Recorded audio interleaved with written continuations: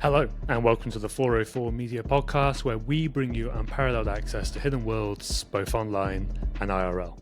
404 Media is a journalist-founded company and needs your support. To subscribe, go to 404media.co. As well as other bonus content, subscribers can hear us answer their questions in future podcasts. Ask us anything you want on podcast at 404media.co. I'm your host, Joseph, and with me are all of the 404 Media co-founders, the first being Sam Cole. Hey. Emmanuel Mayberg. Hey, what's up? And Jason Kebler. Hey, Jason here. Yeah, I know. Thank you. All right. Let's go straight into this story. We have a lot to talk about. Immediately, I'm putting a content warning here that this contains descriptions of child abuse imagery. We may get quite explicit because it touches on how AI is being used to generate these sorts of images. With that being said, the headline is A16Z funded AI platform generated images that could be characterized as child pornography, leaked documents show. This is a very sensitive, detailed, in-depth investigation. Emmanuel, first off, what is the lead, what is the top line of this story? And then we'll get into the specifics of the supply chain of the images here. The top line of the story is that Civitai, which is a website that we have covered since we launched 404 Media, is powered by this other company called OctoML, which generates the images that users are generating on its behalf, and that OctoML has seen the content on Civitai and has seen the prompts that Civitai users are writing. And in OctoML's opinion, some of those images could potentially qualify as child pornography. And definitely, they've also seen a lot of non-consensual porn, which is the kind of thing that we have been reporting on all along. And they knew this, and they talked about it extensively, that it was a problem. And yet they continued to work with Civitai and generate images for it. Specifically, OctoML doesn't own the hardware, so to speak. It runs or it generates these images on AWS Amazon servers. Yes. So it's basically about these companies, which are not obscure. I know that maybe not everybody has heard of them, but they are front runners in the world of consumer AI. They're being used by a ton of different people. And this story broadly is about how companies, even when they know some exceptionally dangerous and unethical stuff is going on, they may still find a way to work together. So you laid it out. Let's drill down into a bit of each of these companies. So what is OctoML exactly? What do they provide? So I'm going to back out like way back. And I'll start at like the core technology here, which is Stable Diffusion. This is an open source text to image AI model. Because it is open source, anyone can use it, anyone can modify it. And since it was launched, a whole community grew around it of people who were modifying the Stable Diffusion model to generate different images and create different models that are good at generating different types of images. Civitai founder Justin Mayer notices this and builds a website for this community to gather around and share these models. That's what Civitai is. It's a place where people come and share their custom Stable Diffusion models. At some point, the website got very popular, and Civitai wanted to offer something that other AI tools are offering, which is an on-site image generation tool where you can just type the prompt, choose a model, and generate your own images. Civitai is a small company. It's like, at this point, I think around 15, 20 people. And the backbone that you need in order to generate the amount of images that they're generating for users is not something that they want to handle on their own. So they go to OctoML, which is a company that kind of offers to handle that back end for you. So Civitai says to OctoML, it's like, these are the models that we have. People are going to be typing prompts, and we need to generate the images for them. OctoML handles that and kind of works directly with Amazon. Like they're just like running all the models on Amazon servers, and doing so in a way that they say is like more cost effective and efficient for Civitai. So it's like easier, cheaper, better for Civitai to outsource this part of the infrastructure to OctoML. Yeah, that's what I was going to say. It's basically outsourcing. It's like Civitai theoretically could try to spin up this capability of text to image on site itself, but it outsourced it instead to OctoML. And OctoML is, I guess, the focus of the piece. There are multiple companies, again, as you say, Civitai, Amazon, and OctoML. But this is where the majority of our reporting comes from. And as readers will see, it's based on Slack chats and other material.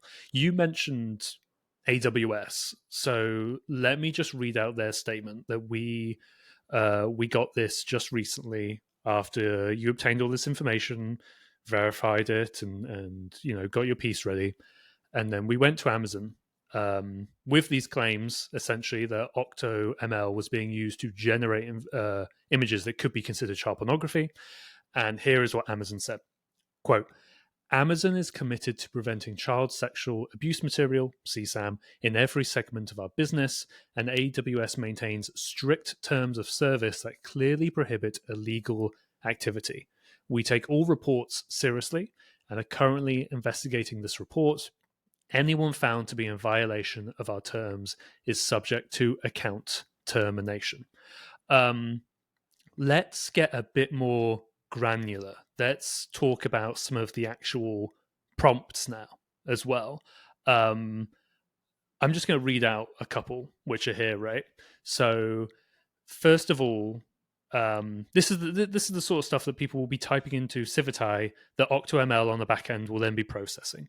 So here's the first one: prompt, girl and dog, short girl, pimp, slut, petite girl, potty, vulva, very young, orgasm, not safe for work, lewd pose, interspecies, zoophilia, sex with dog. That's the end of that prompt. Then there are negative prompts, which, Emmanuel, what's a negative prompt just before I read it out? Negative prompts are basically a way for people who are generating images to be more precise. So the prompt that you read is you telling the AI model what you want the image to look like.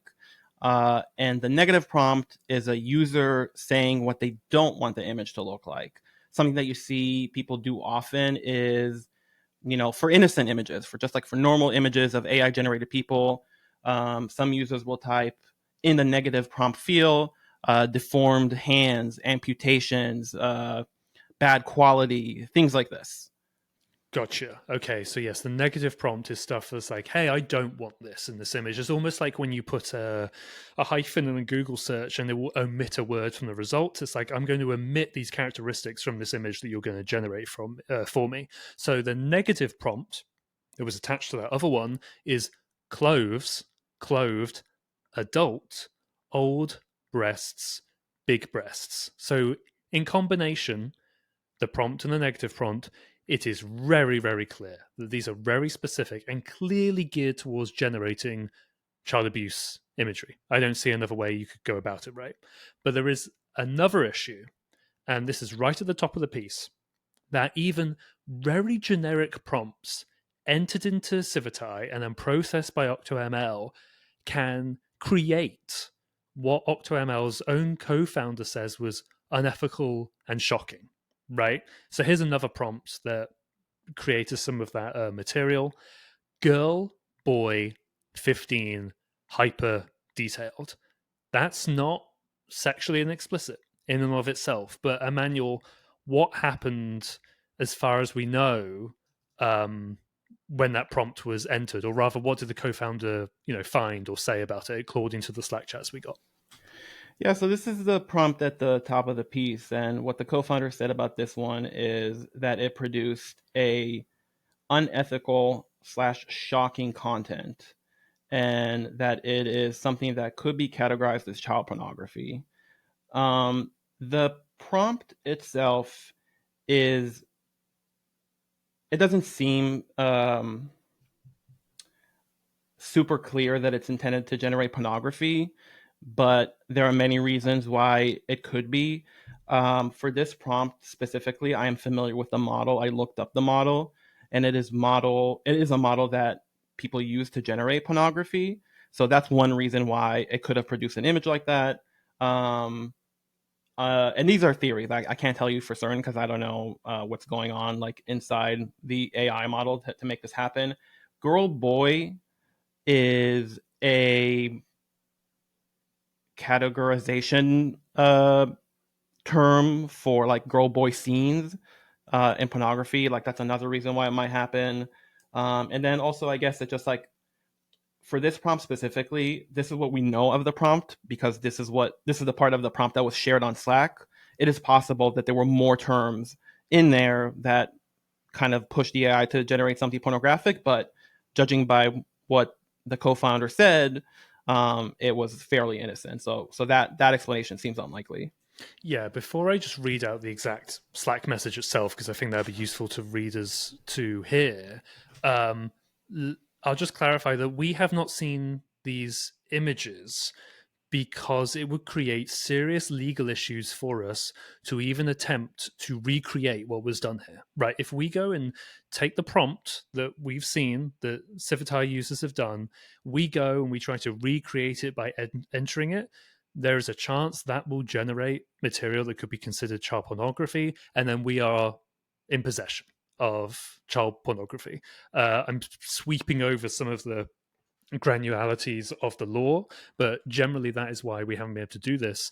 And of course, I think that shows readers and listeners why this is so important that we legally can't even go do that as journalists, right? So this is what the co-founder of OctoML said in one of the Slack messages about this. Quote, a fairly innocent and short prompt, girlboy15 hyper-detailed, automatically generated unethical/shocking content. Read something could be characterized as child pornography, end quote. So that's the co-founder saying that, that's not us. And OctoML was clearly aware of the sort of material that Civitai users were prompting OctoML systems to generate. But there was a lot of internal debate about this from sort of all levels of the company. I think let's leave the facts of the story there. We'll have a quick break, and then when we come back, we're going to talk much more about that debate and what it means and what reactions inside the company were like. We'll be right back after this.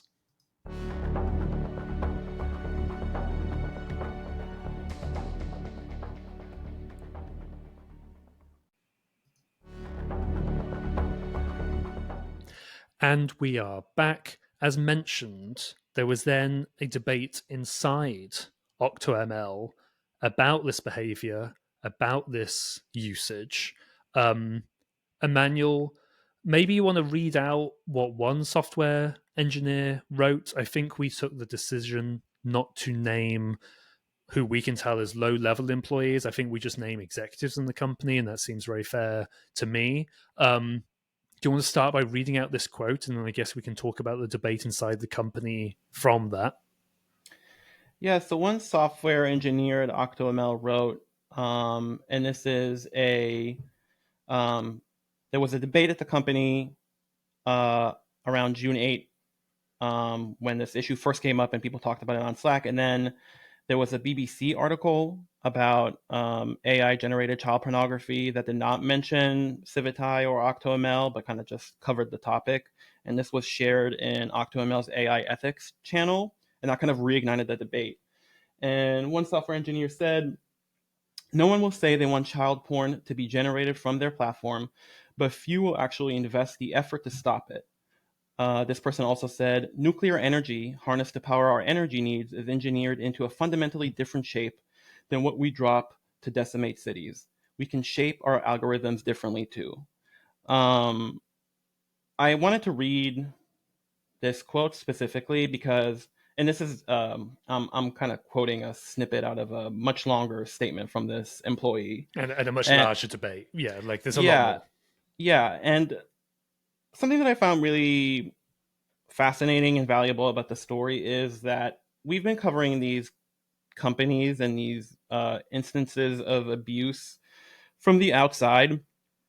And when you're on the outside, you are left, all you can do is speculate on why people are making the decisions that they're making and document the harms, which is what we've been focusing on. And I was kind of surprised and very, very interested in like the tone of the conversation and the content of the conversation, because people at OctoML, like, nobody's being flip about this. Nobody's being cavalier about this. The results might be cynical because they kept doing business with Civitai and still do business with Civitai, which still enables abuse. Like, you can go to Civitai right now and generate non-consensual porn in seconds. And everybody's aware of that, and they keep profiting from that. And that's cynical, I would argue. But the discussion is very clear-eyed and very well informed, and people are aware of the ethical issues. They're aware of the technical issues, obviously, because they're the ones powering the tech, right? So it's like they know what the limitations of moderations are, and they know that there are things that they can be doing that they're not doing, and they know that they have, like, it sounds like from the chronology of Slack messages here and like announcements made on Slack, is that when this whole thing got started, like when this relationship between Civitai and OctoML became a topic of conversation at the company, they really were not equipped to like deal with this type of content at all. And because people were upset about it, over time, forgive me, they built out a trust and safety team, which is crazy to think that you wouldn't have that in place for a platform that's generating like millions and millions of images and are allowing not safe for work images. What's the trust and safety team or member exactly, for those who don't know? I don't know exactly when the term trust and safety kind of became popularized, but if you think about platforms like Facebook, it's basically the trust and safety team are the people who are making sure that bad stuff is not happening on the platform. And that is both like the designing of policy of like what do we allow and what don't we allow, and the enforcement of it, which is a very complicated field, and people do it internally. 44 Media kind of talks to a lot of people, like their third-party outfits that provide these services for companies. And yeah, so today, OctoML has somebody doing this internally, but they did not when they started this business relationship. Is it clear from the reporting why they got a trust and safety, or is that something we don't quite know? I can't tell you exactly why. I can just tell you that it happened after people were very concerned about the images that they were generating for Civitai and discussing the need to build out a policy and to design a policy. Like, what are we going to allow? What is the red line for us? And how are we going to enforce things? Are we asking Civitai to enforce it? Are we enforcing it? Are we going to ask Civitai to prove to us that they are enforcing it? It's a very complicated. Yeah. Mm-hmm. Yeah. And what I'm saying is that people at the company are aware that it's complicated, and they're having a very sophisticated, nuanced discussion about how complicated it is. Where is the legal red line? Where are we liable? What are we comfortable with ethically? How does this jeopardize the business? All of that stuff. Were you surprised by that? About the discussion, or is it just this is just the first time we've managed to see this discussion from inside the company, because normally we're on the outside? I guess the latter, and I mean, yeah, it's the latter. I guess, you think of what do we know about Civitai, right? It's like we know that they cause harm. We know that we know because we tell them constantly, and we reach out for comment and they don't respond. And we know that they are funded by Andreessen Horowitz, and Mark Andreessen wrote this wild, unhinged screed about AI and how it should be allowed to do whatever it wants, and like any attempt to regulate or moderate it is a form of murder, right? So it's like that's what we know from the outside. So I guess in my mind, I'm kind of imagining people being more cavalier about it and saying like, "Hey, this is money. Let's make money."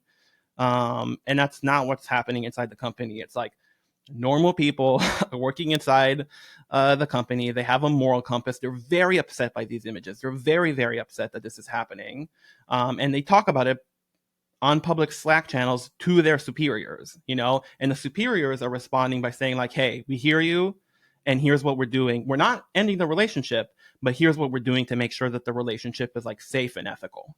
Yes, that makes sense. You mentioned that the relationship was not ended between OctoML and Civitai. Maybe you don't have to get into every single point, but like, what exactly happened? Happened there? Like, was it ever on the rocks? Like, what happened with that continuation there? We know that there were discussions. We know that after people talked about it on Slack, after OctoML talked about it on Slack, kind of the higher ups at OctoML went and talked to Justin Mayer, who is the CEO of Civitai, and they came back and were like, "Hey, we talked to Justin, and now we're calm." He like laid out his plans.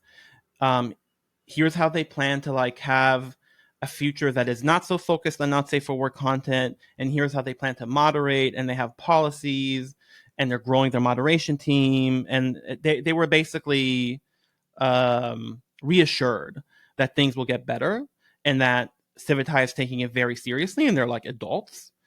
But the harmful images continued since then and continue today.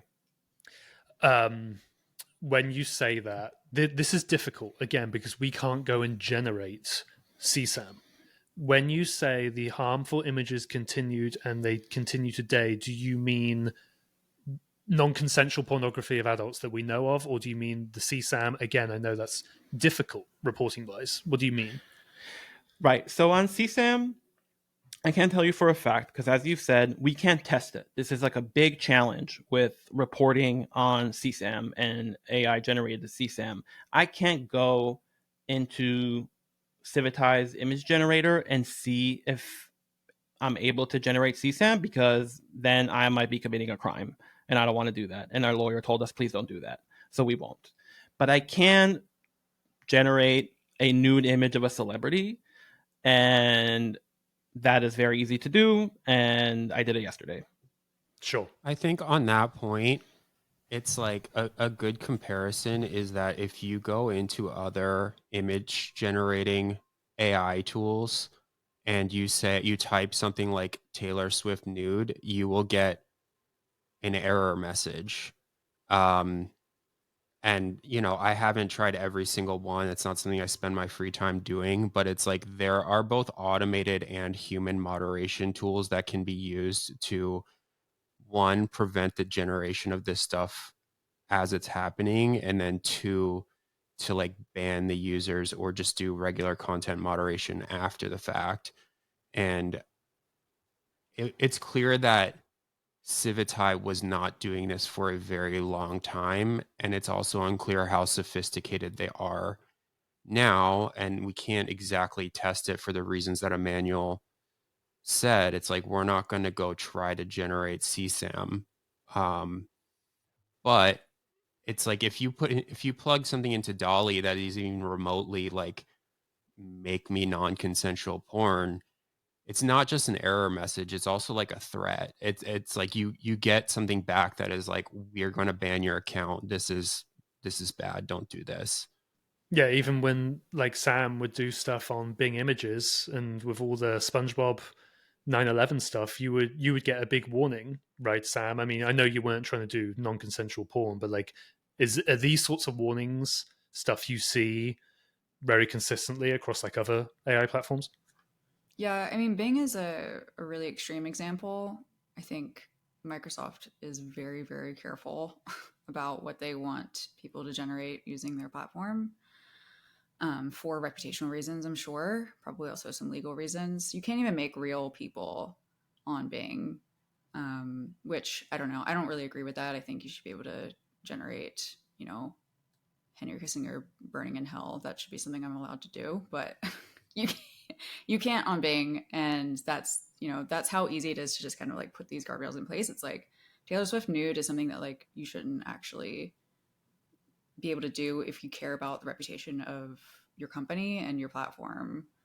If you don't give a shit, then you can do that and face legal repercussions. But or open your users up to that sort of thing, which I think is what we're going to be seeing with some of these cases. Yeah. Emmanuel, go ahead. Just a couple of things on moderation, and that show that this company and this entire field is very much in its infancy. One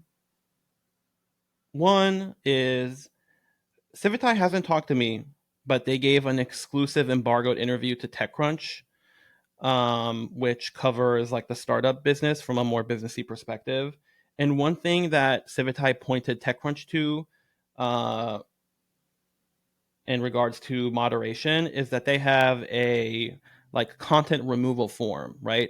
So let's say that I'm Taylor Swift and I see a nude image of Taylor Swift on Civitai.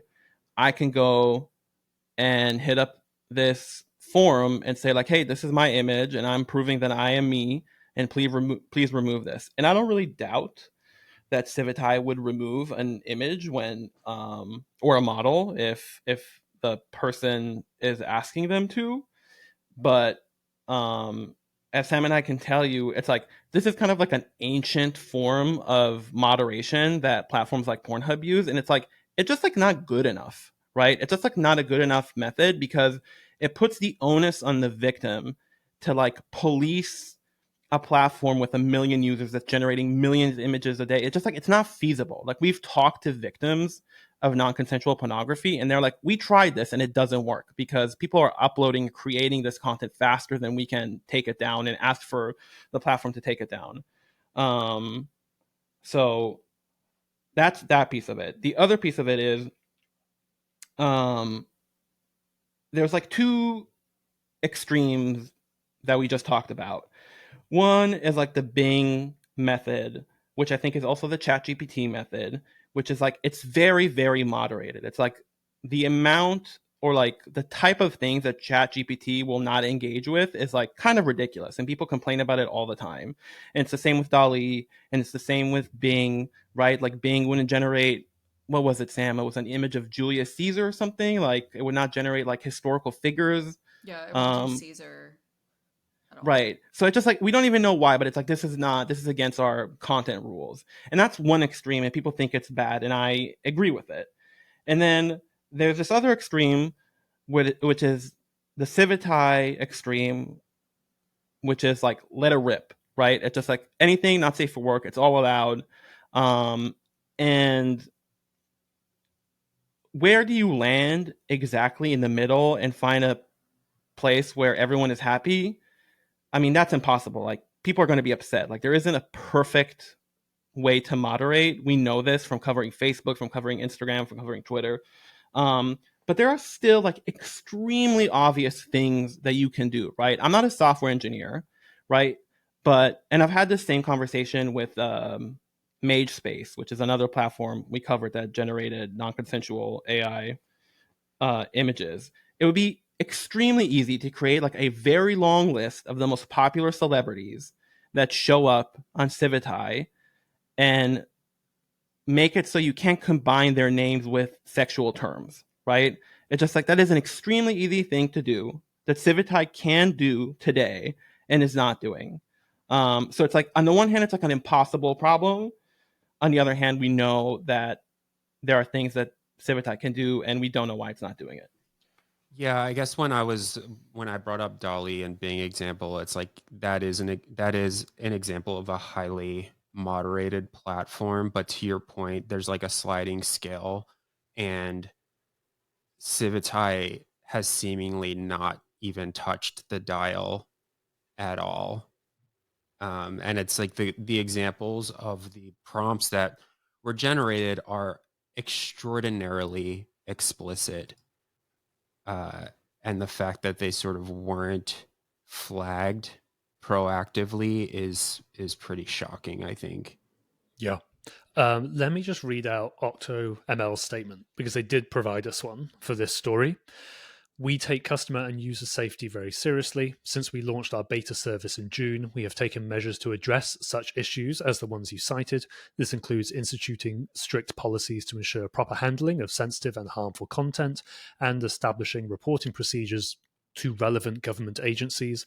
Additionally, we have a full-time trust and safety lead who's working extensively on implementing safety controls on both customer and internal systems. We will continue to work closely with our customers to build in additional layers of protection when existing ones prove insufficient. End of the statement. I mean, of course, working with our customers here could easily refer to Civitai. I presume there's the context there, and whoever else. Maybe let's leave the story there and more pivot ever so slightly to less of the reaction in the company, in OctoML or Civitai or whoever, and more the reaction from, I don't know, I was going to say the public, but that almost doesn't seem fair. But like we've been reporting on this for a very, very long time. Sam, you've done work on it. Emmanuel, you've done work on it. Me and Jason edit the pieces.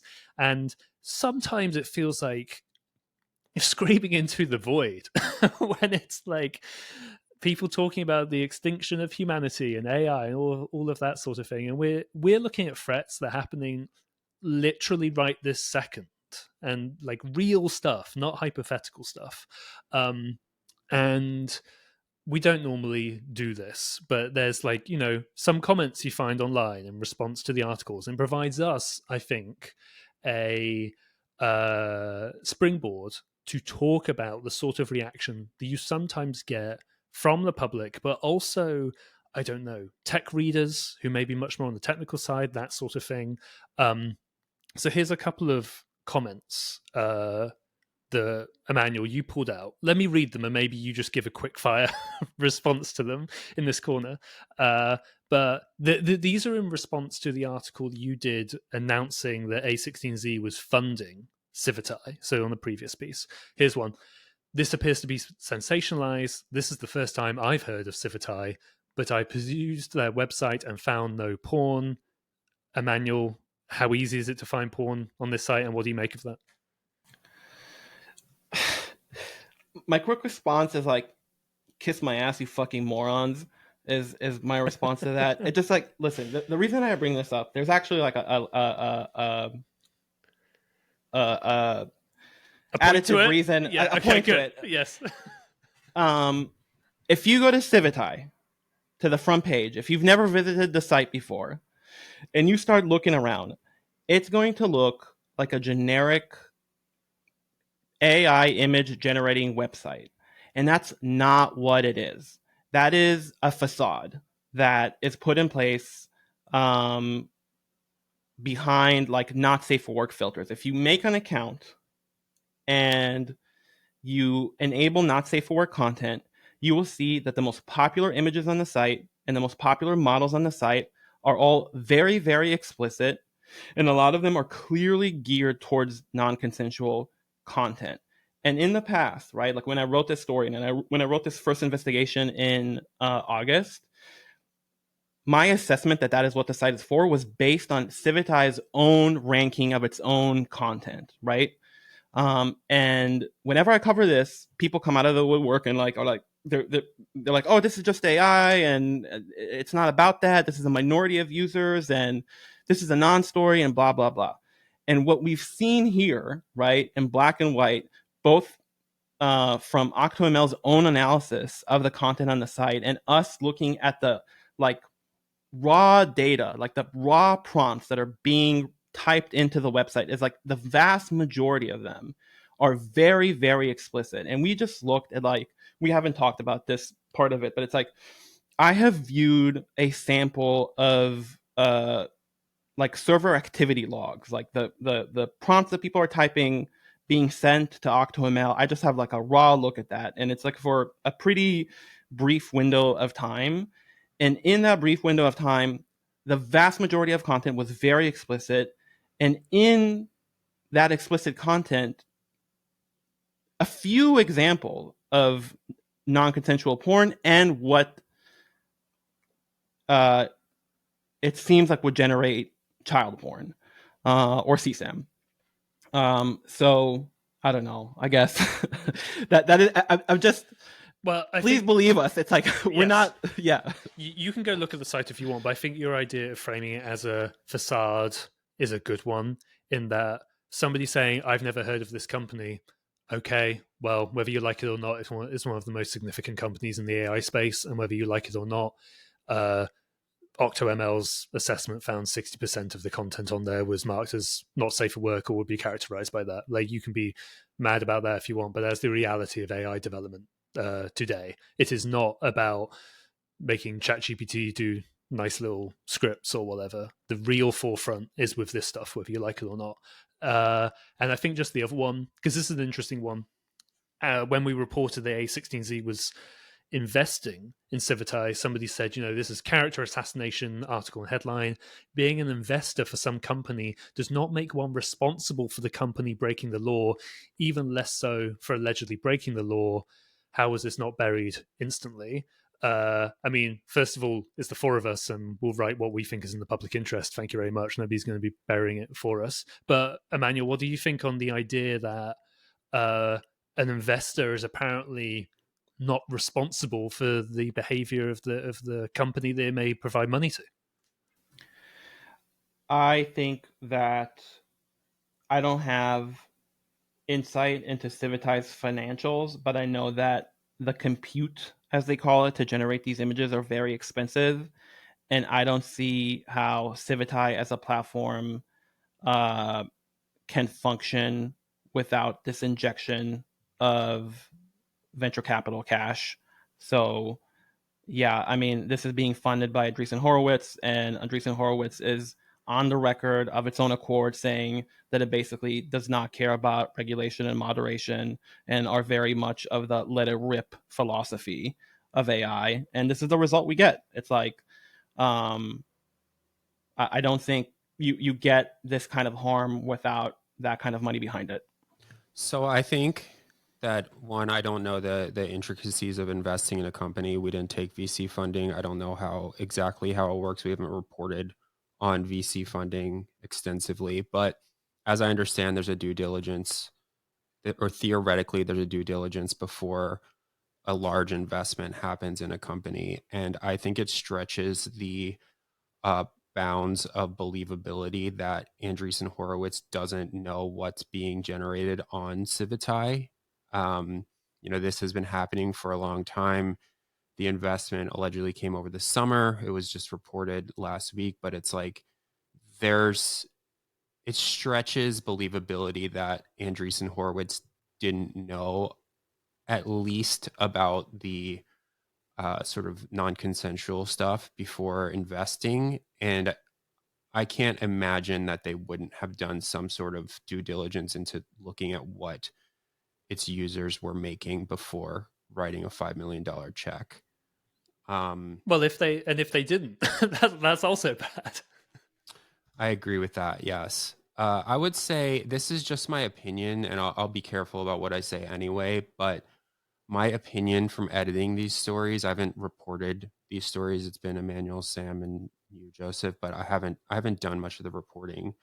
But from what I can tell, what everyone in this space is trying to do is they're trying to put on a facade of respectability publicly. Like they're, as Emmanuel mentioned, they are not pitching themselves as porn companies. They have no interest in being porn companies either in the long term. At least I don't think that they do, because they're not pitching themselves that way. So what I think that they are doing is they are sort of desperately hoping that some enterprise clients emerge who have no interest in sort of the porn aspects of this. You're like your Disneys, your DreamWorks, your like animation studios come and give them some massive contract to like use this technology to make Hollywood movies or whatever. And they're sort of hoping that they can get through this deeply unpleasant period where they know that the vast majority of their users are using this to create non-consensual porn, and they are like sort of taking the PR hits as they come. They're pretending they're like hoping that this like facade of respectability keeps their funding, keeps their compute up, keeps like the technology developing. And then eventually, when and if, and I don't think that this is for certain, like I don't think this is going to happen personally, but it's like once they have sort of the Disneys of the world signed up for their product, they're going to crack down on porn in a big way and kick these people off once it's like not financially or developmentally advantageous for them. And that's something that we've seen like across the board with all technology forever. And I mean, this is something we didn't talk about that much, but it's like I don't think that it like AI generated porn is necessarily bad. It's when it's non-consensual, it's when it's CSAM, it's when it's all this stuff. And I think that the people who are trying to sort of like innovate in the porn space, like that's fine to me. I like that there is like a sliding scale of sort of like what this tech should be used for and should not be used for, and it like shouldn't be used to make non-consensual images of real people. It shouldn't be used to make sexual images of children. And then there's a whole other debate, which I'll disagree with myself here, but there's a whole other debate about what it's trained on, and the fact that it's all trained on real people. It's all trained on images of, you know, the collective contributions to the internet of humanity. That's really problematic as well. But I don't know. It's a mess. And I just think that they're trying to get to a point in the future where they can kick all the porn off and say, we've always been this tool for creating like animated sci-fi scenescapes and characters and blah, blah, blah. That's my personal opinion. A really simple question you can ask yourself is, why would a user go to Civitai to generate an image and not DALL-E or Bing or any number of other AI image generating tools? And I think it's hard not to come to the conclusion that it's because not safe for work content is allowed and like extreme content is allowed. And that is the value proposition of Civitai, even though it doesn't want to talk about it. Yes, exactly.